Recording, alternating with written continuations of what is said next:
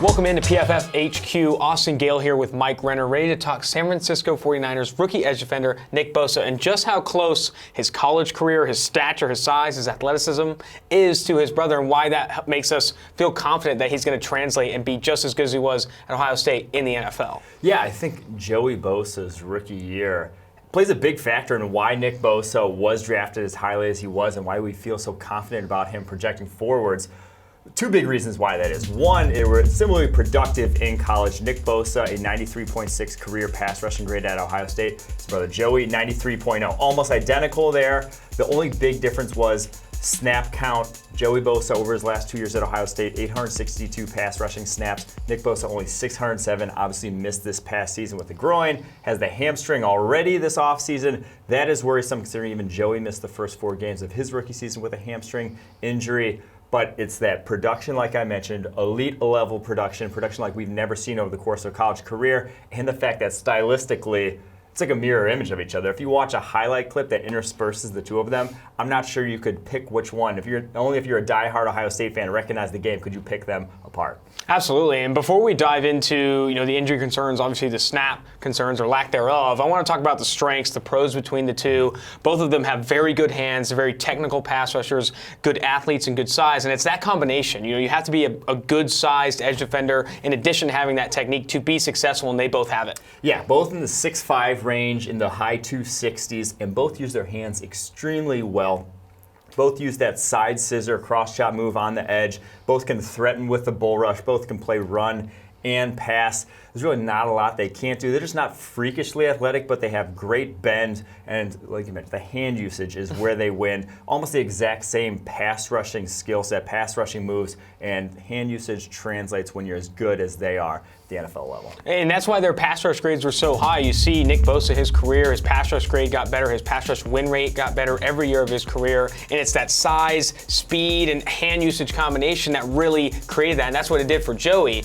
Moving to the weaknesses or the cons, it is that health concern that both of them have had hamstring issues. They're tight, very tight in the hamstrings, and I think that's a problem. That's something you have to project moving forward. This is Nick Bosa right now. It doesn't feel like he's going to be a 16-game season guy for his entire rookie contract. Can't you agree? Yeah, he already had a major injury back his senior year of high school, tore his ACL, missed that season, missed this past season with a groin injury, already the hamstring. He might just be a tightly bound individual who's going to have a lot of soft tissue issues over the course of his career. Might just be something you have to live with him. I think with the talent, though, we've seen Joey Bosa's career, even with the injury as a rookie, injury this past year. You're a Chargers fan. I don't think you're going elsewhere. I don't think you're really too upset about it. So if you're a 49ers fan, I think you should still be happy with the pick. And as long as those, to quote you, soft tissue issues don't, lead to him missing 6, 8 games and more of maybe 4 games a season, 2 games, you can deal with that because the production you see on the field from Joey and we hope to see from Nick is that good. They're that good at pass rushers. They affect a very important part of the game.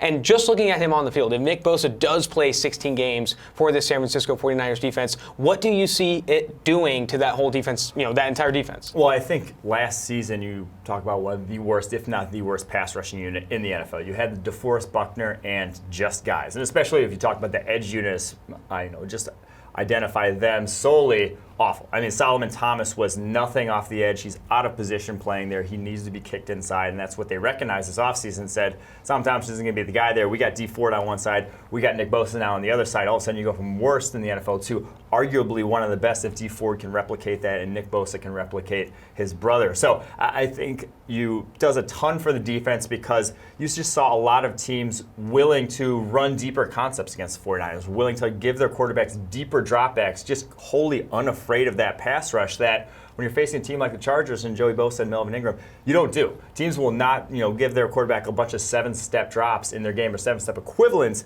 in the game because of what they can do off the edge. And that just puts so much more confidence in your DBs to jump on routes. It just affects so many levels of the defense that you can't really measure what a good pass rush brings to the table. A healthy Nick Bosa, D Ford, Solomon Thomas playing the right position makes the pass rush better, makes that defense better, and I think it makes their coverage unit better. If you can get a healthy Jason Verrett, Richard Sherman, and there you have these outside cornerbacks that were, thrown to the dogs last year with such a bad pass rush. I think you see Richard Sherman and Verrett, of course, if he stays healthy, that's a big injury concern.